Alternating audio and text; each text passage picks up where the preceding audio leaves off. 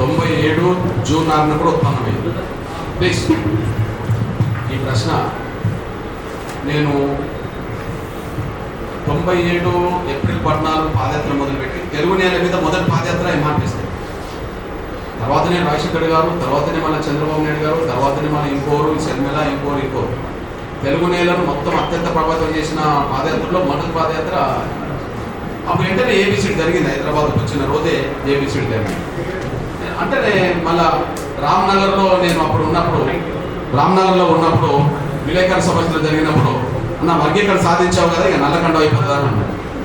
అని వెంటనే ఇంకా ప్రజా సమస్యల మీద పోరాటం చేసేది ఉన్నది, పోరాటం జరిగినప్పుడు ఏమనిపిస్తూ ఉంటారు కదా, కాబట్టి నల్లకండ ఉంటుందని చెప్పడం జరిగింది. ఇప్పుడు చెప్పండి, చంద్రబాబు నాయుడు గారు వర్గీకరణ చేసినప్పుడు చంద్రబాబు నాయుడు గారికి మేము సపోర్ట్ చేశాం. అప్పుడు చంద్రబాబు నాయుడు గారు నాకు 98లో పెద్దపల్లి పార్లమెంట్ టికెట్ ఇచ్చిండు, 99లో నాకు రాజ్యసభ ఇచ్చిండు. నిరాకరించుకున్నాను. లక్ష్యం దెబ్బతినొద్దు, లక్ష్యం వైపు పురోగమిద్దామని చెప్పి. అప్పుడు చాలామంది ఏమన్నారంటే టీడీపీకి సపోర్ట్ చేశాడు కదా, ఇక టీడీపీలో చేరుతాడేమో అని అనుకున్నాను. తర్వాత జరిగిన ప్రయాణంలో రాజశేఖర్ గారు వర్గీకరణ తీర్మానం చేసి కేంద్రాన్ని పంపినప్పుడు రాజశేఖర్ గారు మా సహకారం కోరిండు. సహకారం కోరితే ఆయన కూడా మనం సపోర్ట్ చేశారు. ఆయన కూడా జూపూడి ప్రభాకర్ రావుకు నాకు ఎమ్మెల్సీ ఇచ్చి ఇద్దరిని మంత్రులు చేస్తారని చెప్పి ప్రతిపాదన పెట్టాడు. అది అందరికీ తెలిసిన విషయం. జూపూడి ప్రభాకర్ రావు తీసుకున్నాడు, నేను తీసుకోలేదు. కానీ చేరుతాడేమో అని అనుకున్నాను. ఆ తర్వాత 2009లో వరంగల్ పార్లమెంట్ సీట్ కూడా కాంగ్రెస్ రాజశేఖర్ గారు ప్రపోజల్ పెట్టేశారు. అప్పుడు చేరుతాడేమో అని అనుకున్నాను, నేను చేయలేదు. పోనీ కేసీఆర్ వెంబడి అంత బలంగా మిత్రుడిగా ఉన్నది కూడా నేనే తెలంగాణ ఉద్యమ కాలంలో. ఈయన టీఆర్ఎస్లో చేరుతాడేమో, ఎందుకంటే దళిత ముఖ్యమంత్రి అంటాడు కదా, వాడు కృష్ణనాథ్ ముఖ్యమంత్రి అవుతాడేమో, ఆయన చేస్తాడేమో అని చెప్పి అందరూ అనుకున్నారు. కానీ నేను చేరననే నేను చెప్పాను. నా లక్ష్యం నాకు ఉన్నది, ఉద్యమం తెలంగాణకు న్యాయబద్ధం కూడా నేను అంటా ఉంటానని చెప్పాను. నాది మారదు. అప్పుడు మారదు, ఇప్పుడు ఎట్లా మారుతుంది? ఇప్పుడు చెప్పాను నేను చెప్పేది. అప్పుడే నెరవేరింది. మరి 97లో కూడా నెరవేరింది, 2000 సంవత్సరాలు నెరవేరింది కదా, నేనే ఉంటాను. అప్పుడు ఇప్పుడు నేను సమస్యలు చెప్పాను. సమస్యలు ఉన్నంత వరకు పరిష్కార మార్గం కోసం ఉద్యమాలు ఉంటాయి.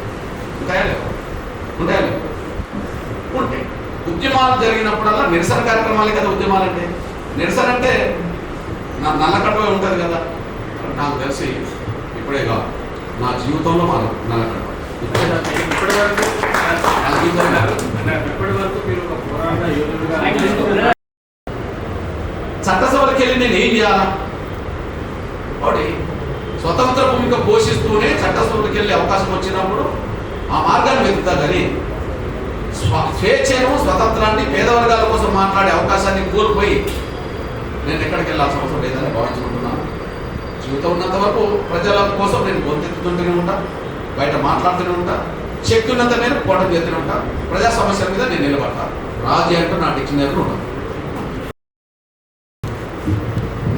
నా బిడ్డ సమానరాలు, నీ వయసు బిడ్డ ఉన్నది నాకు డాక్టర్, నా చెల్లె సమానరాలు, చిన్న చెల్లె భావించాను. మళ్ళీ కొందరు అంటున్నావు కదా, ఒక పార్టీ పేరు చెప్పు, పార్టీ లీడర్ పేరు చెప్పు. నాకు నేను వాళ్ళ గురించి మాట్లాడు. కొందరంటే ఎవరో నాకు అర్థం కావాలి. అసలు అట్లాంటి వాళ్ళకు విలువలు లేవు, వాళ్ళ కులంలో విలువలు లేవు. అట్లాంటి వాళ్ళ కులంలో కూడా విలువలు లేవు. ఎందుకు నేను ఈ మాట మాట్లాడుతున్నంటే, ఆర్టికల్ 341 ద్వారా పార్లమెంట్లో బిల్లు పెట్టాలనేది ఎవరు? కమిషన్, ఉషా మేర కమిషన్ వర్గీకరణ సపోర్ట్ చేస్తూ పార్లమెంట్లో బిల్లు పెట్టాలని చెప్పి మాట్లాడుతున్నారు. మరి పార్లమెంట్లో బిల్లు కాకుండా అడ్డుపడ్డది ఆయనే కదా. మరి అప్పుడు సుప్రీంకోర్టు అంశంగా లేదు కదా. సుప్రీంకోర్టు స్టేట్ పవర్ లేదు అని చెప్పింది అనుకో. మరి పవర్ ఎవరికి ఉన్నదని చెప్పినప్పుడు ఉషా మేర కమిషన్ వేసింది కాంగ్రెస్. ఎవరేసిండ్రు? అప్పుడు ఈయన ఎక్కడున్నాడు? మీరు చెప్పిన పేరు గల వ్యక్తి ఎక్కడున్నాడు? పార్లమెంట్లో ఉన్నాడు. ఏ పార్టీలో ఉన్నాడు? కాంగ్రెస్లో ఉన్నాడు. మరి పార్లమెంట్లో బిల్లు పెట్టమని చెప్పి అన్ని పార్టీతో నేను లేఖలు రాయించాను కదా, ప్రధానమంత్రిని కలిశాను కదా, సోనియా గాంధీని కలిశాను కదా, రాహుల్ గాంధీని కలిశాను కదా, మన్మోహన్ సింగ్ గారిని కలిశాను కదా, అందరినీ కలిసి అన్ని పార్టీలు కలిసాం కదా, మెజారిటీ ఉన్నది కదా అప్పటికి. మరి బిల్లు పెట్టద్దని చెప్పి అడ్డపడ్డదేమో ఈయనే కదా. మరి ఇప్పుడు పార్లమెంట్ గురించి మాట్లాడుతున్న మీరు పార్లమెంట్లో బిల్లు పెట్టే సమయం వచ్చినప్పుడు మీరు అడ్డపడ్డది మీరే కదా. ఇప్పుడు ఎందుకు మాట్లాడతారు? సేమ్ టైం అప్పుడు సుప్రీంకోర్టులో ఈ అంశం లేదు కాబట్టి పార్లమెంట్లో బిల్లు గురించి చర్చించలేదు, మీరే అడ్డుకున్నారు. ఇప్పుడు సుప్రీంకోర్టు అత్యున్నత ధర్మాసనం ఏం చెప్పింది? ఇది పార్లమెంట్లో 341 సంబంధించిన అంశమే కాదు, ఇది స్టేట్ పవర్ ఉన్నది కాబట్టి చేసుకోమని చెప్పేసింది. ఇప్పుడు మన పార్లమెంట్ అంటే ఏంది? మళ్ళీ పార్లమెంట్లో బిల్లు పెట్టే అంశం వచ్చినప్పుడు పార్లమెంట్లో బిల్లు కాకుండా అడ్డుకున్నది మీరే. ఇప్పుడు పార్లమెంట్ సంబంధం లేదు, స్టేట్ పవర్ ఉన్నది అంటున్నప్పుడు పార్లమెంట్లో పరిష్కారం కావాలంటున్నది మీరే. పార్లమెంట్ పరిష్కారం అంటే వర్గీకరణ సపోర్ట్ చేస్తుంటే అది చెప్పండి. వర్గీకరణ సమస్య పరిష్కారానికి మీరు అంగీకరిస్తున్నారా లేదా? పార్లమెంటా కోర్టా పక్కకు పెట్టు, మీరు వర్గీకరణకు అనుకూలమైన గది చెప్పండి. అనుకూలమైతే ఎట్లయితే పరిష్కారం ఏంటో ఇప్పుడు జరిగింది. అనుకూలమైతే ఎట్లయితే పరిష్కారం ఏంటో జరిగింది. మీరు అనుకూలం కాదు కాబట్టి కదా ఇప్పుడు అడ్డం పడ్డది. ఇప్పుడు ఎందుకు మాట్లాడుతున్నారు నీతులు? వాళ్ళ కులంలోనే లేదు, వాళ్ళకి అది లేదు. వాళ్ళ కులంలో ఉంటే నాకు తెలుసు. ఇప్పుడు నువ్వు చెప్పిన పేరు గల వ్యక్తులే కాదు, ఆ మాల కులంలో 10 మంది లీడర్ల పేరు చెప్పండి. ఆ లీడర్ల కంటే నా మాల సమాజం నన్నే గౌరవిస్తుంది. ఎందుకు? ఒక అంశం పట్టుకుంటే దాని మీద కట్టుబడి ఉన్నాడు అని చెప్పి. కానీ వీళ్ళు అట్లా కాదు కదా. వాళ్ళ అవసరం కోసం ఇప్పుడు ఉదాహరణ చెప్తున్నాను నేను. ఇప్పుడు ఎస్సీ వర్గీకరణ వ్యతిరేకిస్తాం అన్నాడు, అంతే కదా. మరి ఎస్సీ వర్గీకరణ చేసిన చంద్రబాబు పార్టీలో ఎందుకు పోయినావు? ఎస్సీ వర్గీకరణ చేసింది ఎవరు ముందు? చంద్రబాబు నాయుడు గారు. మరి చంద్రబాబు నాయుడు పార్టీలో నువ్వు ఎట్లా పోయినావు? ఆత్మవంచన చేసుకొని వాళ్ళకి విలువలేదమ్మా. ఎందుకు? దాంతో పాటు స్టేట్మెంట్ ఇచ్చారు సార్, మాలలు దేశద్రోహులు మనవాళ్ళు విషయానికి నేను మాలలందరూ కాదు, మాలల్లో ఎదిగిన మేధావులందరూ చెప్తున్నా 100% కట్టుబడి మేధావులు రమ్మని చర్చకు. మాలల్లో 99% ఎదిగిన మేధావులు చెప్పబడుతున్నారు కదా. ఎందుకు మూల కూర్చున్నారు? ఎందుకు మౌనంగా ఉన్నారు? ఎందుకు ముసుగులో కుదిరాటలాగా ఇంటర్నల్గా మీటింగ్లు పెట్టుకుంటున్నారు? ఓపెన్ గా ఎస్ ఆర్ నో. కోడిగుడ్డు మీద ఈక లెక్క పెట్టే ప్రయత్నం ఎందుకు చేస్తున్నారు? సమస్య పరిష్కారానికి అనుకూలమైతే అనుకూలం మాట్లాడు, వ్యతిరేకమైతే వ్యతిరేక డైరెక్ట్ రోడ్ మీద రా. ఇంటర్నల్ మీటింగ్లు ఎందుకు? ఇంటర్నల్ గా ప్రోత్సహించడం ఎందుకు? బయటికి రా. మాలల్లో మానవాదాల సంఖ్య కూడా మేధావుల్లో రాజకీయ నాయకుల్లో మాల ప్రజలందరినీ నేను అభినందిస్తా. మాల ప్రజల కోసం పనిచేస్తాను. ఉపకులాల గురించి మాట్లాడతావా? ఎవరు జనాభా ఎంత వాళ్ళ వాట రావాలి. నువ్వు మాలలో కలిసి ఉంటావా, మాదిగలు కలిసి ఉంటావా, అది మీ ఇష్టం. కలిసి ఉండకపోయినా ఎవరి ఇష్టమైన వాళ్ళదే. ఎవరి జనాభా ఎంతో వాళ్ళ వాట అంతా. నేను చెప్తున్నా, నా మాదిగల జనాభా ఎంతో నా మాదిగల జనాభా వాట అంతా రావాలంతే. నేను ఎక్కువ కోరుకోను, తక్కువ అంగీకరించు. నష్టమే చెప్పండి. నా మాలల జనాభా 10% ఉన్నదనుకోండి, నేను 11 కోరుకోను. నేను 11 కోరుకుంటే ఇంకొకరికి అంగీకరించాను. నేను 9కి అంగీకరించాను. ఏం చేయాలి అన్నదే ఈ సమావేశం ముందున్న ఏకైక ప్రశ్న. ఎవరి జీవితాల్లో? దళితులందరి జీవితాలు కాదు, మహారాజు జీవితాలు. అంబేద్కర్ మన జీవితాన్ని మెరుగుపరుచుకునేందుకు ఏం చేయాలన్నదే ఈ సమావేశం ముందున్న ఏకైక ప్రశ్న. మన భవిష్యత్ జీవన గమనాన్ని ఏ విధంగా మలుచుకోవాలి? ఈ సమస్యను ఏ కులానికి ఆ కులం విడిగా పరిష్కరించుకోవాల్సిన అవసరం ఉన్నది. నేను అన్ని రకాలుగా అంటరాని వాళ్ళందరినీ పిలవకపోవడానికి కారణం ఇదొకటి అన్నాడు. డాక్టర్ బాబాసాహెబ్ అంబేద్కర్ అక్కడున్న 59 కులాలందరినీ పిలిచి మనం మతం మార్చుకుందామని చెప్పలే. ఆయన సొంత కులాలను పిలిచి మతం మార్చుకుందామని చెప్పాడు. నేనేం చెప్పాలి చెప్పండి? నేను మాదిగల కన్యాయం చేస్తే మాదిగల కోసం కొట్లాడు, ఇంకేదైనా ఉపకులానికి కన్యాయం చేసినా వాళ్ళ కోసం కొట్లాడు, మాలల కన్యాయం చేసిన చోట వాళ్ళ కూడా కోసం కొట్లాడతాను. గద్దర్ మీద కాల్పులు జరిపినప్పుడు అందరికంటే ముందు మందుకు పిలిపించింది ఎంఆర్పిఎస్. ఓకే, శంకర్రావు మీద దాడి జరిగినప్పుడు ఏది సత్యేంద్ర రెడ్డి గారి కొడుకులు ఎల్బీ నగర్లో దాడి చేసినప్పుడు, మంత్రిగుండ దాడి చేసినప్పుడు శంకర్రావు అండగా నిలబడి ఉద్యోగం చేసింది ఎంఆర్పిఎస్. చంద్రబాబు నాయుడు ప్రభుత్వంలో సుద్దాల దేవయ్యను మంత్రివర్గం తొలగితే ఆయన అకారణంగా మంత్రివర్గం తొలగించడం తప్పని చెప్పి ఉద్యమాలు చేసింది ఎంఆర్పిఎస్. శంకర్రావు మన చంద్రరావును హరీష్ రావు ఢిల్లీలో ఏపీ భవన్లో కొడితే హరీష్ రావు తప్పు చేసినామని చెప్పి చంద్రరావు కండగున్నది బలమైన ఉద్యోగం నడిపింది ఎంఆర్పిఎస్. పూటకం ఎన్కౌంటర్ల పేరుతో ఆనాడు మెదక్లో ఒక మాలబిడ్డను తమ్ముడిని చంపిన, లేదా జగిత్యాలలో మాలబిడ్డని పూటకం ఎన్కౌంటర్ చేసిన ఆ పూటకం ఎన్కౌంటర్ ఖండిస్తూ వాళ్ళ అంత్యక్రియలో పాల్గొన్నది ఎంఆర్పిఎస్. మన జహీరాబాద్ నుంచి గెలిచి మంత్రి అయిన గీతారెడ్డి గారిని మన కోదండరాములు గారు అవమానిస్తే కర్రగాచి వాత పెడితేనే తెలంగాణ వస్తుంది, గీతమ్మకు కర్రగాచి వాత పెడితే తెలంగాణ వస్తుంది అని చెప్పి ప్రకటన చేసిన కోదండరాము వ్యతిరేకంగా పోవడం చేసి కోదండరాము ద్వారా ఆమెకి విమర్శనం ఇచ్చింది, కోదండరాము ద్వారా క్షమాపణ చెప్పించింది కూడా ఎంఆర్పిఎస్. కారంచెడు చుండూరు ఘటన తర్వాత లక్ష్మీపేట శ్రీకాకుళం లక్ష్మీపేట ఘటన చాలా కీలకం, ఘోరమైన ఘటన.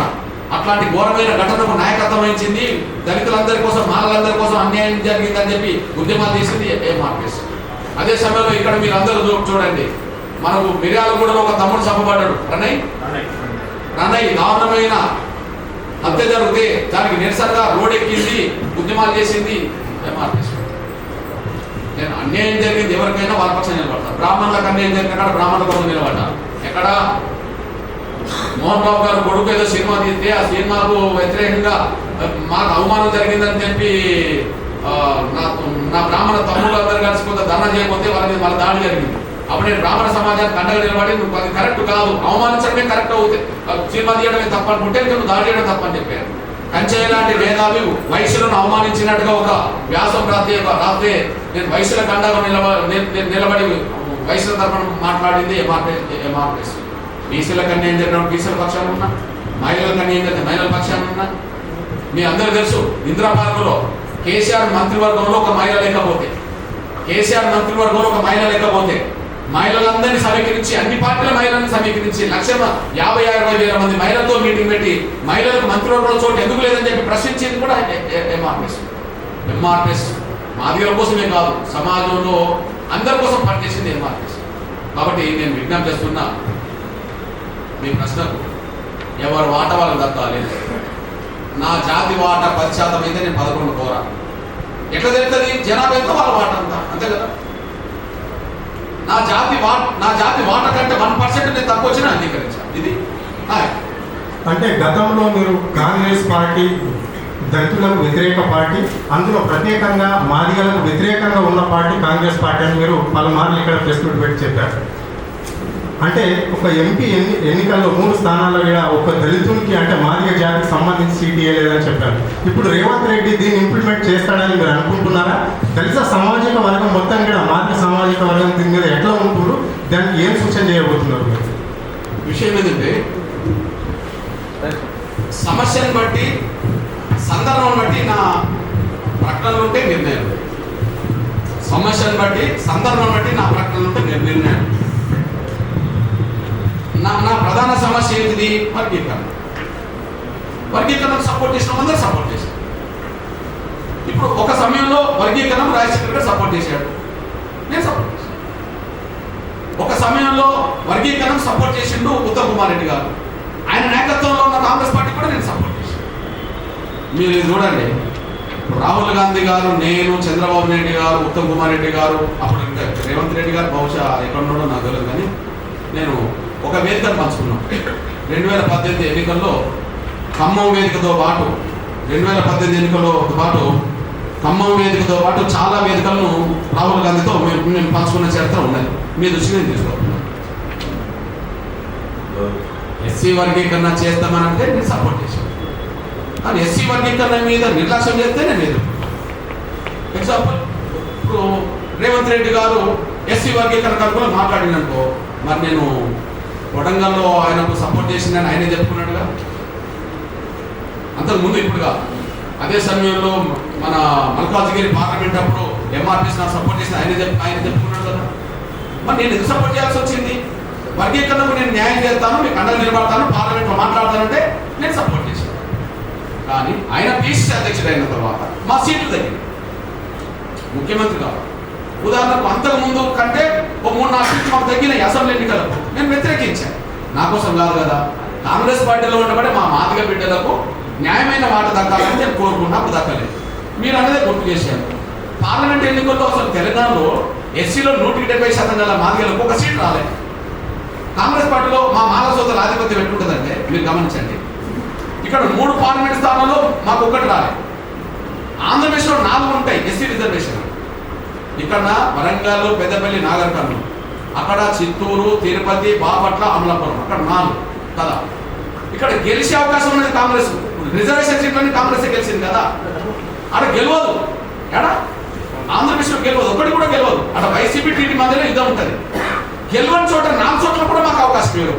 అంటే కాంగ్రెస్ పార్టీలో గెలిచినా మేమే గెలవాలి, ఓడినా మేమే ఓడాలి. కానీ మాదిగలకైతే చోటు ఇవ్వమని చెప్పి అక్కడ కాంగ్రెస్ బిగిస్తుంటారు.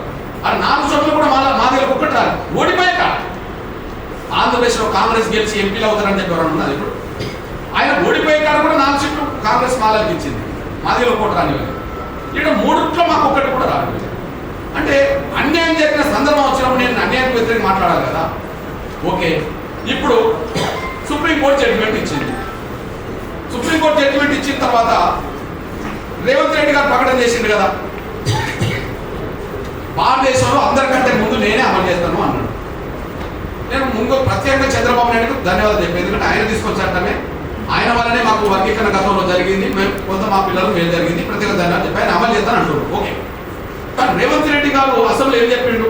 నిండు అసెంబ్లీలో ఎస్సీ వర్గీకరణ త్వరగా నేనే అమలు చేస్తా, ఏబిసిడి వర్గీకరణ ఇతర రాష్ట్రాల కంటే ముందు నేనే అమలు చేస్తాను, సుప్రీం కోర్టు తీర్పును స్వాగతిస్తున్నా, ఎస్సీ వర్గీకరణ కోసం అవసరం ఆర్డినెన్స్ అని అన్నాడు. నేనేం చేయాలి? నా వర్గీకరణ అంశం కదా. ఓకే, రేవంత్ రెడ్డి గారు వర్గీకరణ చేస్తామని స్వాగతం అంటుండ్రు కాబట్టి నేను ఆయనను అభినందించాను, ధన్యవాదాలు కూడా చెప్పాను. ఇప్పుడు నాకు ఇవాళ సాయంత్రం 5 గంటల మీద అపాయింట్మెంట్ ఉన్నట్టున్నది, మీకే చెప్తున్నాను నేను. మా ఎమ్మెల్యేలందరూ ఫోన్ చేస్తున్నారు, 5 గంటలకు అపాయింట్మెంట్ ఇచ్చిండు సెక్రటరీ రమ్మని చెప్పి. అట్లనే దామోదర్ రాజు గారు అందుబాటులో లేడు, ఆయన వస్తే పోదామని చెప్పి నేను కూడా వాళ్ళకి కబుర్ చేసి ఇక్కడికి వచ్చాను. ఆయన నేను పోయి ధన్యవాదాలు చెప్తాను, నేను అసెంబ్లీలో మాట్లాడింది కదా, త్వరగా అమలు చేయండి అని చెప్పి నేను చెప్పి వస్తాను. ఏఐసిసి అధ్యక్షుడిగా ఉంది. మరి ఇప్పుడు మళ్ళీ మీరు కాంగ్రెస్ పార్టీతో మీ స్నేహం ఎట్లా ఉంటుంది? ఇప్పుడు ఒకవైపు రేవంత్ రెడ్డిని అభినందిస్తూ ఉంటుంది, ఒకవైపు మల్లికార్జున ఖర్గే గారిని చాలా ఘాటుగా విమర్శించింది. నేను సూటిగానే చెప్తున్నా, ఎంతో కొంత రేవంత్ రెడ్డి గారిని నమ్ముతా, మా మల్లికార్జున ఖర్గే నమ్మను. ఎంతో కొంత మేము రేవంత్ రెడ్డి నమ్ముతా. ఇప్పుడు అసెంబ్లీ మాట్లాడిండు, ఇప్పుడు అసెంబ్లీ మాట్లాడింది రికార్డే కదా, ఇక ఆయన తప్పించుకోవడానికి అవకాశాలు తక్కువ ఉంటాయి కదా. ఓకే, నమ్ముతా. ఎందుకంటే మొదటి నుంచి ఎంఆర్పిఎస్ ఉద్యోగం పాల్గొన్న వ్యక్తి. ఎవరు? ఎంఆర్పిఎస్ మీటింగ్లు పెట్టిన కాడికి వచ్చిండు, ధర్నా చేసిన కాడికి వచ్చిండు, ఢిల్లీకి వచ్చిండు, అంతటా వచ్చేసిండు. సరే, కాంగ్రెస్ పార్టీలో ఆయన మాటే మొత్తం 100% కాదు కాబట్టి బయట అధిష్టాన వర్గాన్ని ప్రభావితం చేసే శక్తులు మా మాలసోదరులు కాబట్టి కొంత అటు ఇటు ఉంటుంది. నేను అయితే కొంతమంది ఆయన మనసులో వర్గీకరణ అనుకూలమా వ్యతిరేకమా అంటే ఆయన మనసులో బయట వర్గీకరణ అనుకూలమే. ఆయన మీద ఒత్తిడి ఏముండదో తర్వాత విషయం ఎంతో కొంత నమ్ముతాను. కానీ మా మల్లికార్జున ఖర్గే నేను నమ్మ.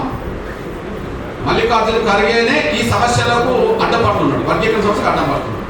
ఎగ్జాంపుల్ ఒక విషయం చెప్తున్నాను. నేను ఆయన గుల్బార్గా ప్రతిపక్ష నాయకుడు ఉన్నప్పుడు నేను గుల్బార్గాలో ఒక మీటింగ్ ఆహ్వానించాను.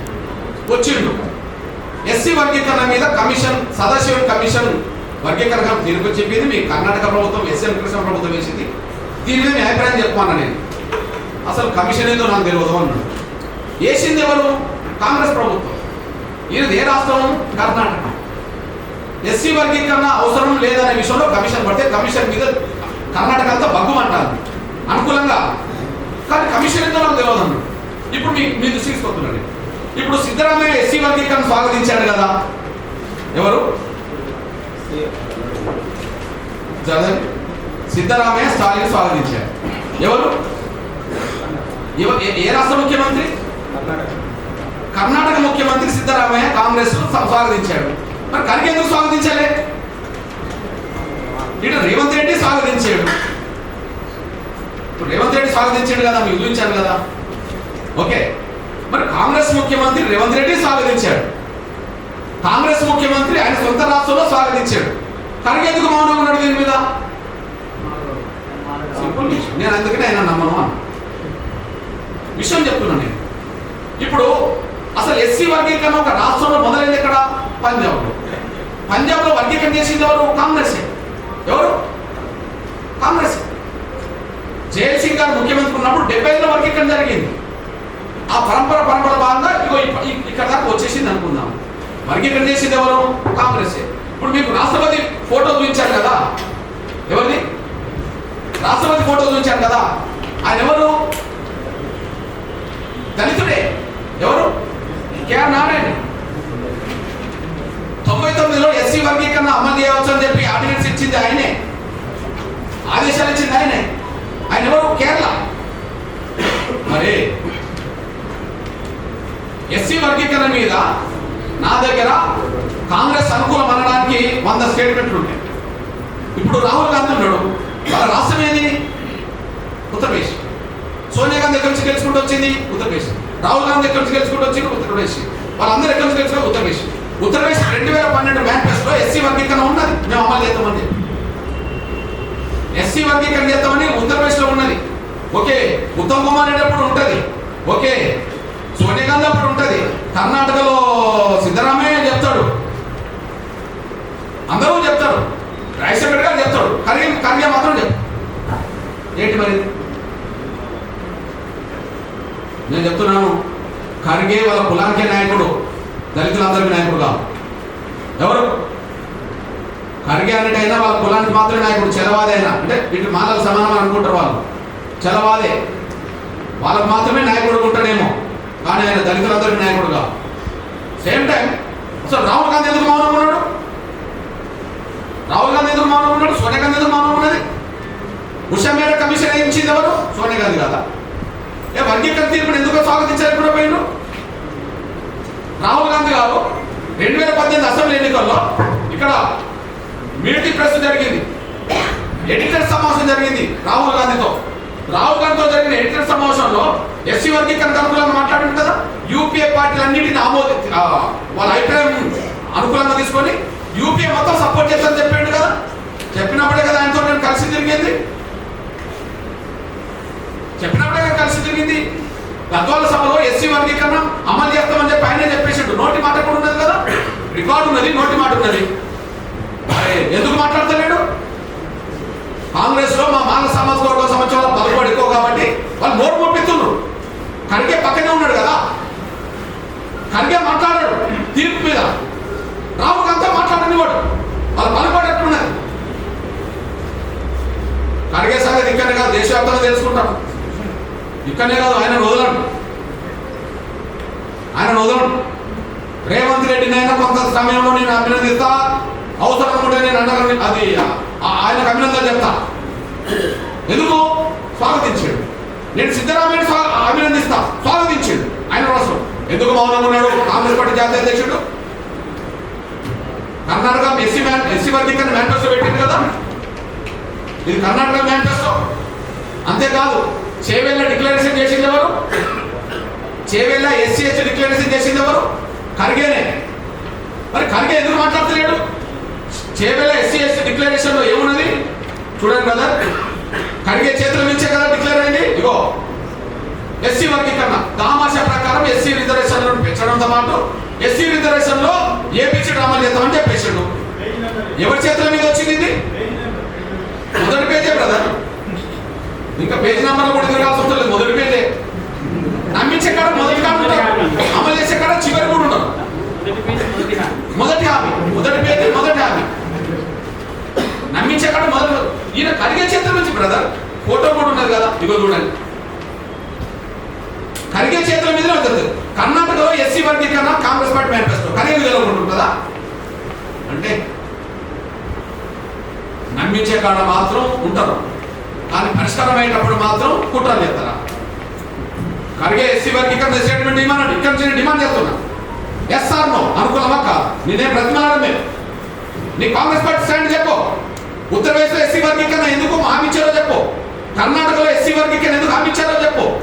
తెలంగాణలో ఉమ్మడి ఆంధ్రప్రదేశ్లో ఎస్సీ వర్గీకరణ ఎందుకు హామీ ఇచ్చారో చెప్పండి. పంజాబ్లో ఎస్సీ వర్గీకరణ ఎందుకు అమలు చేశారో చెప్పండి. మీ భాగస్వామ్య పార్టీ ఇండియా కూటమి ప్రధాన భాగస్వామి ఎవరు? కాంగ్రెస్ తర్వాత అత్యధిక సీట్లు వచ్చింది ఎవరు? డిఎంకే ఎస్సీ వర్గీకరణ స్వాగతించింది, అమలు చేస్తున్నది. ఓకే, ఇప్పుడు పంజాబ్ లో ఎస్సీ వర్గీకరణ అమలు చేస్తున్నది ఎవరు? ఎస్సీ వర్గీకరణ జరగాలని చెప్పి సుప్రీంకోర్టులో వాదించడానికి లాయర్లను, అడ్వకేట్ జనరల్ ని, అడిషనల్ అడ్వకేట్ జనరల్ పంపించి సుప్రీంకోర్టులో వర్గీకరణను గెలిపించుకునేది ఎవరు? పంజాబ్ పార్టీ ప్రభుత్వం ఏమిటి? ఆప్ పార్టీ, కేజ్రీవాల్ పార్టీ. ఇండియా కూటమి భాగస్వామ్యం కదా. శరద్ పవార్ ఎస్సీ వర్గీకరణ క్రమంలో లేఖ రాసిండు, వర్గీకరణ బిల్లు పెట్టమని చెప్పి. మీ భాగస్వామ్యం కదా. లల్లు ప్రసాద్ యాదవ్ ఎస్సీ వర్గీకరణ జరగాలని చెప్పి లేఖ రాసిండు గత ప్రభుత్వానికి, యూపీ గవర్నమెంట్ కు. మీ భాగస్వామ్యం కదా. అంటే మీరు వర్గీకరణ గురించి అక్కడక్కడ మాట్లాడతారు, తీర్మానాలు చేస్తాం, కొన్ని చోట్ల అమలు చేస్తాం, మీ భాగస్వామ్య పార్టీలు అమలు చేస్తాం. ఇప్పుడు రాహుల్ గాంధీ నోరు పోసుకుంటారు, మల్లికార్జున ఖర్గే నోరు పోసుకుంటారు. ఇది ఎట్లా కుదురుతుంది? ఇచ్చిన మాట నిలబెట్టుకుంటే అభినందిస్తాను రేవంత్ రెడ్డి గారిని. రేపు ఇప్పుడు కలబోతున్నాం కదా, అభినందిస్తాం, తప్పేంటి? నాకు వర్గీకరణ జరగాలి, చేస్తాను ఒకరికి నాన్న నిలబడతా. కానీ ఖర్గే తమ వైఖరి చెప్పాను. నేను బ్రతిమానం ఖర్గే, రాహుల్ గాంధీ కూడా బ్రతిమానం వర్గీకరణ. Yes or no? ఎస్ అయితే సుప్రీంకోర్టు తీర్పు ఎందుకు మౌనం వహించింది? నో అంటే వర్గీకరణ గురించి ఇన్ని హామీలు ఎందుకు ఇచ్చింది? నువ్వు నో అంటే అనుకో, ఎందుకు హామీచ్చావు ఇన్ని హామీలను? నువ్వు ఎస్ అనుకో, ఎందుకు మౌనం ఉన్నావు సుప్రీంకోర్టు తీర్పులో? చెప్పాలి, ఖర్గే చెప్పాలి, రాహుల్ గాంధీ చెప్పాలి, సోనియా గాంధీ కూడా చెప్పాలి. ఇంకా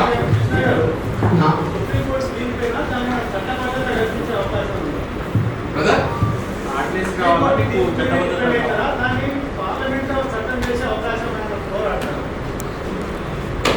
రాముడు, నువ్వు ముందు వరుసలో కూర్చోవాలి. నా తమ్ముడివి, మొదటి నుంచి ఎక్కడో నాకు అండగా నిలబడ్డ తమ్ముడివి. నువ్వు ఫస్ట్ ఇంటర్వ్యూ తీసుకునేది తమ్ముడే. ఓకే, నేనేంటంటే ఇది పార్లమెంట్లో బిల్లు పెట్టి అంశం అయినప్పుడు పార్లమెంట్లో ఒత్తిడి తీసుకొచ్చాను అనుకుందాం, అన్ని పార్టీలో లేఖలు రాయించాం. కానీ ఇప్పుడు సుప్రీంకోర్టు ఏమన్నది, ఇది పార్లమెంట్ సంబంధం లేదు, స్టేట్ పవర్ అని చెప్పింది. స్టేట్ పవర్ అన్నప్పుడు స్టేట్ అమలు చేస్తుంది కదా, పంజాబ్ అమలు చేస్తుంది కదా, తమిళనాడు కూడా అమలు చేస్తుంది కదా. ఇప్పుడు అమలుకు అడ్డంకి లేదు కదా, అమలు చేస్తుంది కదా. ఇప్పుడు ఇక్కడ 2 రాష్ట్రాలు అమలు చేస్తున్న కాడ 3వ రాష్ట్రంగా నేను మొదలుపెట్టిన రాష్ట్రంగా అమలు చేయమని కోరుతాను. కానీ మళ్ళీ నేను అటువైపు ఎందుకు పోతా? సుప్రీంకోర్టులో ఈ జడ్జిమెంట్ రాకపోతే కాంశంకి ముందుకెళ్ళాలి. సుప్రీంకోర్టులో రాజ్యాంగ ధర్మసభ తీర్పిచ్చినప్పుడు నేనేం చెప్పాలి? కాబట్టి నేను అటు వెళ్ళాను. తెలంగాణ జర్నలిస్ట్ యూనియన్ ఆధ్వర్యంలో ఏర్పాటు చేసిన ఈ కార్యక్రమం విధంగా సీనియర్ జర్నలిస్ట్ కప్రా ప్రసాద్ గారికి అవకాశం ఇచ్చినందుకు ధన్యవాదాలు. కృష్ణమారి గారు, సమకాలీన సమాజంలో ఆశయాలతో స్టార్ట్ అయిన వారు ఆశలతో కనుమరయ్యారు చాలామంది. కానీ మీరు తెలుగు నేల మీద ఇంత సుదీర్ఘమైన పోరాటం చేసిన మీరు మరి ఇవాళ ఎస్సీ వర్గీకరణ సాధించడంతో పాటు మానవీయ కోణం నుంచి అనేక ఉద్యమాలను కూడా సక్సెస్ చేశారు. మా వైపు నుంచి ఇప్పుడే మా మిత్రులు ఆదర్శంగా తీసుకుని ఆయన కూడా ఒక ఎజెండాతో ముందుకు పోతున్నాం. భవిష్యత్తులో ఇలాంటి సమాజం పట్ల అంశాలను ఒక ఎజెండాగా చేసుకుని ముందుకు పోయే వ్యక్తులకు మీరు ఇచ్చే సలహాలు సూచనలు, అదేవిధంగా చంద్రబాబు ప్రభుత్వం నుంచి కేసీఆర్ ప్రభుత్వం వరకు ఎంతో నిర్బంధాలు ఎదుర్కొని మీరు జైలుకి వెళ్ళారు. ఎక్కడ పాలక వర్గాలకు ఒదగకుండా వాళ్ళు చేసే కుట్రలు అన్నీ కూడా ఎదుర్కొని నిలబడి ఎంతోమంది ప్రలోభపెట్టిన వాడు లొంగకుండా ఇంత విధాలుగా నిలబడి తెలుగు నేలతో ఇలా యావత్ భారతదేశాన్ని ఒక ఆదర్శంగా వర్గీకరణ సాధించిన మీరు భవిష్యత్తులో ఇవాళ జర్నలిస్ట్ సమస్యలు కూడా మేము సాధించుకోవాలంటే నిజంగా మీ నుంచి మాకు ఇచ్చే సలహాలు సూచన.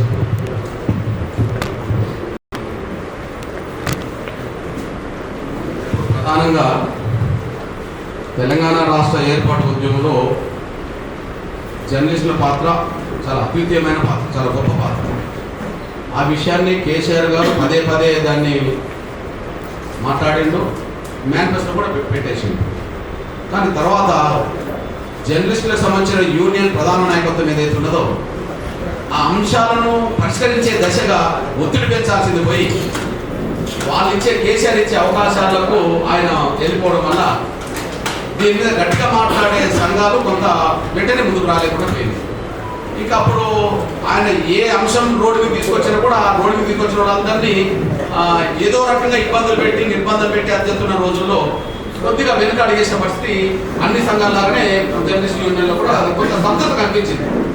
ఆ స్తబ్దత కనిపించినప్పుడు నా దృష్టికి వచ్చిన అంశాలు కూడా నేను ఎజెండా చేసి మాట్లాడుతున్న దశలో నేను ముందే చెప్పినట్టుగా నేను 2-3 సమావేశాలు జర్నలిస్టులు పెట్టేటప్పటికి ప్రభుత్వం అన్నట్టేదో లేదో కానీ జర్నలిస్ట్ యూనియన్ అంటే ఇదంతా ఎడిపోతుందని ఆయన అని చెప్పి ఏదేమైనా భవిష్యత్తులో జర్నలిస్టుల సమస్యల మీద న్యాయబద్ధమైన సమస్యల మీద పోరాటం చేయడానికి రాజీ లేకుండా సంఘాలు ముందుకు రావాలి. పోరాటం చేసే ప్రతి సంఘానికి ఎంఆర్పీ సంఘం ఉంటుంది. రాజీ పడే వాళ్ళకి ఉండాల్సిన అవసరం లేదు, ఎందుకంటే వాళ్ళు రాజీ చేసే కదా. పదవుల కోసం పాకులాడేటోళ్ళకు మనం వాళ్ళకి పిలవడానికి అవసరం లేదు, ఎందుకంటే వాళ్ళు పదవుల కోసం ఉంటారు కాదు. చంద్రచూడ్ గారు అధ్వర్యంలో జరిగిన చేసిన తీర్పులో చంద్రచూడ్ గారితో పాటు ఒక దళిత జడ్జి గవాయి గారితో పాటు మొత్తం 6 జడ్జీలు న్యాయాన్ని నిలబెట్టిండ్రు, పేదల పక్షాన్ని నిలబడ్డారు. వాళ్ళకు ముందు నేను ధన్యవాదాలు. 2004లో మేము సుప్రీంకోర్టులో ఓడిపోవడానికి 2024లో గెలవడానికి ఒకటే తేడా. 2004లో యూపీఏ గవర్నమెంట్ సుప్రీంకోర్టుకు వర్గీకరణకు అనుకూలంగా అఫిడవిట్ ఇవ్వలేదు. 2024లో గౌరవ నరేంద్ర మోడీ గారి ప్రభుత్వం నిర్ణయం తీసుకొని కేంద్ర న్యాయశాఖ ద్వారా అటార్నీ జనరల్ సోలిసిటర్ జనరల్ పంపించి ఎస్సీ వర్క్ ఇక్కడ జరగాలని చెప్పి అక్కడ అఫిడవిట్ దాఖలు చేసి 3 రోజుల పాటు వాదించడం జరిగింది. 2004లో మేము నష్టపోవడానికి కారణం యూపీఏ గవర్నమెంట్ మాకు అండదండలు అందించకపోవడం సుప్రీంకోర్టులో. 2024లో మేము విజయం సాధించిన కారణం గౌరవ మోడీ గారి ప్రభుత్వం మాకు అండగా ఉండడం వల్లనే వచ్చింది. మొదటి న్యాయం పరంగా తీర్పు చెప్పిన చంద్రచూడ్ గారి ఆధ్వర్యంలో జడ్జీలందరికీ నేను నమస్కరిస్తున్నా, ధన్యవాదాలు చెప్తున్నా. ఈ తీర్పు రావడానికి కేంద్రం ఖచ్చితంగా గౌరవ నరేంద్ర మోడీ గారు, అమిత్ షా గారు, కిషన్ రెడ్డి గారు వీళ్ళందరూ కూడా వాళ్ళ భాగస్వామ్యం వాళ్ళ పాత్ర పోషించారు. వాళ్ళు కూడా నేను రుణపడుతున్నాను. ధన్యవాదాలు. ఇవాళ బిఎస్పీ కానీ మిగతా అద్దవాళ్ళే కానీ వీళ్ళు రామవిలాస్ పాస్వాన్ పార్టీ కానీ ఎందుకు వాళ్ళు వ్యతిరేకిస్తూ వాళ్ళు దళితుల కోసం దళితుల కోసమే దళిత బహుజనుల కోసమే పార్టీ పెట్టామనుకున్నారు. మిగతా రాజకీయ పార్టీలు అన్ని అంగీకరిస్తుంది. ఈ 3 పార్టీలు ఎందుకు వ్యతిరేకిస్తుంది? రైట్. ఇప్పుడు రిజర్వేషన్ ఫలాలు ఏ రాష్ట్రంలో ఏ కులం కొల్లగొట్టిందో ఆ కులం నుంచి వాళ్ళే కొంత రాజకీయ పార్టీ ఏర్పాటు చేసుకుని శక్తివంతులకు ఎదిగారు. దేశంలో దళిత వర్గాల్లో రిజర్వేషన్ ఫలాలు పొంది ఏ కులం బాగుపడదో ఆ కులం నుంచే రాజకీయ పార్టీలు వచ్చినాయి అనుకుందాం. ఎగ్జాంపుల్, మహారాష్ట్రలో మహార్లే రిజర్వేషన్ ఫలాలు ఏకపక్షంగా పొందుతున్నారు.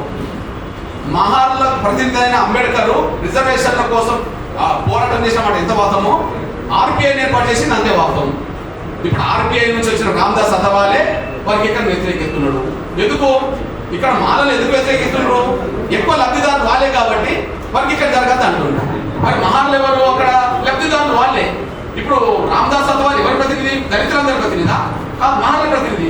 ఇక్కడ రిజర్వేషన్ ఫలాలు ఏకపక్షం పొందుతున్న వాళ్ళ ప్రతినిధి కాబట్టి మీరు వ్యతిరేకిస్తారు. మాయావతి ఎవరు? అది చెమార్. మరి ఉత్తరప్రదేశ్లో రిజర్వేషన్ ఫలాలు ఎక్కువ పొందుతున్నది ఎవరు? ఇక్కడ మారలాగా ఉత్తరప్రదేశ్లో చెమార్లు కాబట్టి చెమార్ల ప్రతినిధిగా వర్గీకరణ వ్యతిరేకిస్తారు. దాన్ని వాళ్ళ చేతిలో బిఎస్పీ ఉండవచ్చు. ఇప్పుడు బీహార్కి వద్దాం. బీహార్లో చెమార్లు ఉన్నారు, పాస్వాన్లు ఉన్నారు. ఉత్తరప్రదేశ్ చెమార్లు వర్గీకరణ వ్యతిరేకిస్తున్నారు కానీ బీహార్ చెమార్లు వర్గీకరణ స్వాగతిస్తున్నారు. ఎందుకు? బీహార్లో చెమార్ల కంటే పాస్వాన్లు అడ్వాన్స్ అయిపోయినారు. ఇప్పుడు పాస్వాన్ల చేతిలో ఏ పార్టీ ఉన్నది? లోక్ జనశక్తి పార్టీ ఉన్నది. వాళ్ళు వ్యతిరేకిస్తున్నారు. అంటే ఆంధ్రప్రదేశ్లోనే మాలలు ఎందుకు వ్యతిరేకిస్తున్నాయా? రిజర్వేషన్లో ఎక్కువ పొందుతున్నారు కాబట్టి వాళ్ళు వర్గీకరణ జరగదు అంటారు. మరి కర్ణాటకలో మల్లికార్జున ఖర్గే ఎందుకు వర్గీకరణకు అనుకూలంగా మాట్లాడతలేడయా? చెలవాదులు రిజర్వేషన్ ఫలాలు ఎక్కువ పొందుతున్నారు కాబట్టి వాళ్ళు మాట్లాడుతున్నారు. తమిళనాడులో పర్యాలు ఉంటారు, రిజర్వేషన్ ఫలాలు ఎక్కువ పొందుతున్నారు కాబట్టి పర్యాలు వర్గీకరణ వ్యతిరేకిస్తుంటారు. ఉత్తరప్రదేశ్లో చెమార్లు వర్గీకరణను ఎందుకు వ్యతిరేకిస్తారు? లబ్ధిదారులు కాబట్టి. ఉత్తరప్రదేశ్లో చెమార్లు వ్యతిరేకిస్తారు, బీహార్లో చెమార్లు సమర్థిస్తారు. ఎందుకు సమర్థిస్తారు? వాళ్ళు అన్యాయం గురైంది కాబట్టి. బీహార్లో పాస్వాన్లు రిజర్వేషన్ ఫలాలు పొందుతున్నారు కాబట్టి వాళ్ళు వ్యతిరేకిస్తారు. అందువల్ల రిజర్వేషన్ ఫలాలు ఎక్కువ పొందిన కులాల నుంచి 3 పార్టీలు వచ్చినాయి. మహారాష్ట్రలో ఆర్పిఐ మహార్ల పార్టీ, అది వాడు వ్యతిరేకిస్తారు అలా పొందుతున్న వాళ్ళు. ఉత్తరప్రదేశ్లో బిఎస్పీ చెమార్ల పార్టీ, అది చెమార్లు వ్యతిరేకిస్తారు. ఇంకోటికి న్యాయం జరగద్దని. బీహార్లో పాస్వాన్లు రిజర్వేషన్ ఫలాలు పొందుతున్నారు ఎక్కువ, కానీ వాళ్ళు వ్యతిరేకిస్తారు. అంటే వాళ్ళు అంబేద్కరిస్టులు కాదని తేలిపోయింది. పాస్వాన్ కొడుకు రామదాస్ అథవాలే అంబేద్కర్ పార్టీ, బిఎస్పీ మాయావతి వీళ్ళు అంబేద్కరిస్టులు కాదు. మనువాదుల ప్రజలు దళితులు ఎవరంటే ఈ ముగ్గురై. మనువాదానికి నిజమైన ప్రజలు ఎవరంటే వీళ్ళే. ఎందుకంటే వాళ్ళు తోటి కింది వానికి అగ్రకులాల నుంచి న్యాయం కోరే మనం, అగ్రకులాల నుంచి మనం వాట పొందాలని కోరుకుంటున్న మనం, స్వేచ్ఛ పొందుతున్న మనం, నీ తోటి దళిత వర్గాలు వెనుకబడ్డ వాళ్ళకే నువ్వు న్యాయం చేయలేక ఇంకా వాళ్ళని అడుగుదక్కే ప్రయత్నం చేస్తున్నావు. మనువాదం అనేది పక్కన్న వాడి అభివృద్ధిని అడ్డుకునేదే మనువాదం. ఇప్పుడు దళితుల మెజారిటీ మార్గాల అభివృద్ధిని అడ్డుకుంటున్నది మా మాలలే కాబట్టి ఆ మాలవాదం మనువాదంగా మారింది. దగ్గరలో మీరు మాదిగలకి టికెట్ ఇవ్వాలని చెప్పి కాంగ్రెస్ పార్టీ పైన తీవ్ర పోరాటం చేస్తారు. కానీ 3 చోట్ల పెద్దపల్లిలో, వరంగల్లో, నాగర్కర్నూలులో కాంగ్రెస్ గెలిచింది. మాదిగల సత్తా చాటుకోలేదు అని అనే వాళ్ళకి మీరు ఏం చెప్తారు సమాధానం?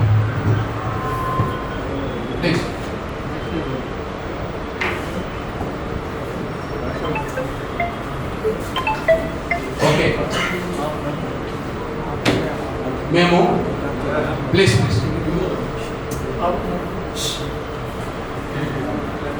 కాంగ్రెస్ను తెలంగాణలో ఉండబడే 3 స్థానాల్లో ఒకటి కూడా మాదిగలకి ఇవ్వకపోవడము తీవ్రంగా కాంగ్రెస్ను వ్యతిరేకించారు. నంబర్ 1. మేము సమర్థించింది బీజేపీ.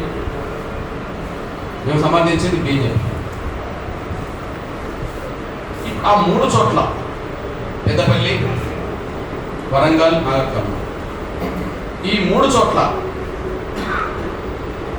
అంతకుముందు ఓటు శాతం 60,000, 70,000, 80,000, 80,000, 40,000. కానీ ఇప్పుడు 3 లక్షల పైగా చిల్లర వచ్చేసింది. గెలవవచ్చు, కానీ మా ఓటు మెజారిటీ బీజేపీ వేశారు.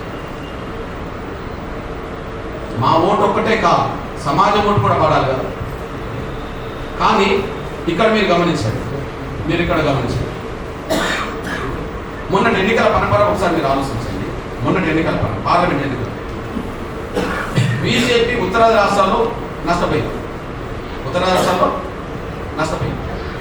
1% ఓటు నుంచి ఉత్తరప్రదేశ్ లాంటి అతిపెద్ద రాష్ట్రంలో 7-8% ఓటు బ్యాంకు కోల్పోయింది. దానివల్ల నష్టపోయింది. దక్షిణాది రాష్ట్రాల్లో ఓటు బ్యాంకు పెరిగింది. దక్షిణాది రాష్ట్రాల్లో పెరిగిన ఓటు బ్యాంకు కూడా 1 నుంచి 3-4% పెరిగింది. 1% నుంచి 3-4%, 5% దాకా ఓటు పెరిగింది. అది కేరళలో కావచ్చు, తమిళనాడులో కావచ్చు, అసెంబ్లీ ఎన్నికలతో పోల్చుకుంటే కర్ణాటకలో కూడా కావచ్చు, ఆంధ్రప్రదేశ్లో కావచ్చు, ఇక్కడ కావచ్చు. కానీ తెలంగాణలో ఓటు బ్యాంక్ ఎంత పెరిగింది? 8 అసెంబ్లీ సీట్లున్న బీజేపీ మరో 8 పార్లమెంట్ సీట్లు గెలుచుకున్నారు. 65 అసెంబ్లీ సీట్లు ఉండబడే కాంగ్రెస్ గత 8 గెలుచుకున్నారు. దాన్ని చూడాలి మీరు. తర్వాత బీజేపీకి సంబంధించిన విషయంలో అసెంబ్లీ ఎన్నికల నాటికి అంతకుముందు 7% ఉన్న ఓటు 14% తెచ్చుకున్నది. అంటే 7% పెరిగింది. కానీ 14% ఉన్న అసెంబ్లీ ఓటుకు 6 నెలలు దిగకముందే 35% ఓటు తెచ్చుకుంది. 35 అంటే 14 నుంచి 35 అంటే 21% ఓటు పెరిగింది. నేను అంటున్నా, పార్లమెంటు సీట్లు గెలవడంలోనూ వివిధ పార్లమెంట్ స్థానాల్లో 30,000, 40,000, 5,000, 50,000 ఓటు ఉన్న బీజేపీకి 3-4 లక్షల ఓటు రావడంలోనూ ఎంఆర్పీస్ పాత్ర అతి కీలకమైంది. గెలిచారు, ఓడిపోయేకాడు ఓడిపోవచ్చు, కానీ మా ఓటు షేర్ మాత్రం బీజేపీకి ఇచ్చారు. అప్పుడు కాని వర్గీకరణ, ఇప్పుడు అక్కడ సెంట్రల్లో బీజేపీ ఉంది, రాష్ట్రంలో కాంగ్రెస్ ఉంది. ఇది మిమ్మల్ని ఇరుకడంలో పెట్టడానికే సెంట్రల్ గవర్నమెంట్ వాళ్ళు ఏదైనా ప్రయత్నం చేయించారంటారా, లేకపోతే రేవంత్ రెడ్డి గారు మీకు ఏమైనా హామీ ఇస్తారని నమ్ముతున్నారు? విషయం గమనించండి, ఎవరినో ఎక్కువ పెట్టడానికి, ఎవరినో ఇంపోర్ట్ చేయడానికి కాదు. అట్లా అనుకుంటే ఇప్పుడు హర్యానాలో ఉన్న ప్రభుత్వం ఎవరిది? బీజేపీ ప్రభుత్వం. హర్యానా ముఖ్యమంత్రి నిన్న స్టేట్మెంట్ ఇచ్చింది, హర్యానాలో దళితుల రిజర్వేషన్ 10-20% వరకు పెంచుతూనే అందులో అత్యంత వెనుకబడ్డ దళిత వర్గాలకు 10% ప్రత్యేక కోట అమలు చేస్తామని చెప్పారు. ఆ ధైర్యం ఎందుకు చేసిండు? సుప్రీంకోర్టు తీర్పుతో రావడంగా. అంటే రాష్ట్రాలకు వర్గీకరణ చేసుకునే అధికారం ఉన్నదని స్పష్టంగా తీర్పు రావడంతో హర్యానా బీజేపీ ప్రభుత్వం కూడా వర్గీకరణ కూడా అడుగేసుకున్నట్టుగా కనిపిస్తుంది. అందువల్ల ఎవరినో ఇరుకున పెట్టడానికో, ఎవరినో ఇంకోటి పెట్టడానికో కాదు. వర్గీకరణ సూత్రబద్ధతకు ఉమ్మడి ఆంధ్రప్రదేశ్ శాసనసభ కట్టుబడి ఉన్నది. కానీ ఇప్పుడు ఆంధ్రప్రదేశ్లో అక్కడ ముఖ్యమంత్రి ముందుకెళ్తున్నాడు. రేవంత్ రెడ్డి గారు కూడా తీర్పు వచ్చిన వెంటనే స్వాగతించిన తనని నేను అభినందించా. ఆయనకు ప్రత్యేక ధన్యవాదాలు చెప్పారు చంద్రబాబు నాయుడుకి, ఎందుకంటే అమలు చేసినవాడు కాబట్టి. ఈయన ధన్యవాదాలు చెప్పాను. ఇప్పుడు కలుస్తాను, ఆయనను తొందరగా ఇండిపెండెంట్ గా పోటీ చేసి అనేది చాలా మంది నుంచి నాకు వస్తున్న ప్రశ్న. అందరినీ నేను మిమ్మల్ని అంటున్నాను, ఎందుకంటే తక్షణం మన లక్ష్యం సుప్రీంకోర్టు తీర్పును త్వరగా అలా నడవ మానదు అంటే దాని సంకేతం అంటుంది.